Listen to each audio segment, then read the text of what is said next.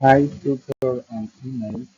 I am Raymond Alexis Valerius, and I am going to develop the activity and evaluation for Unit 2 that's called data segmentation.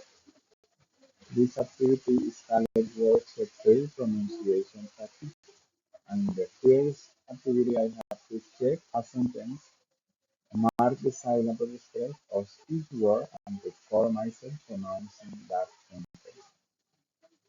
And the sentence is the airplane touched down the runway before taking off. And the second, I have to check a sentence, mark the word expressed in the sentence, and record myself again pronouncing that sentence. The airplane circled around the airport, waiting patiently for receive permission to land. And the last one, activity, I have to check a paragraph and apply what I have learned about silent stress and word sets in sentence. The moon is a barren, rocky wall without air and water.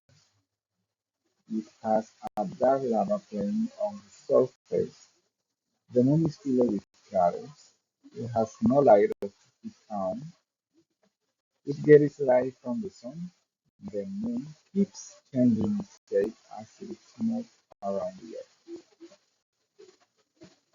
That's it all. Thank you so much.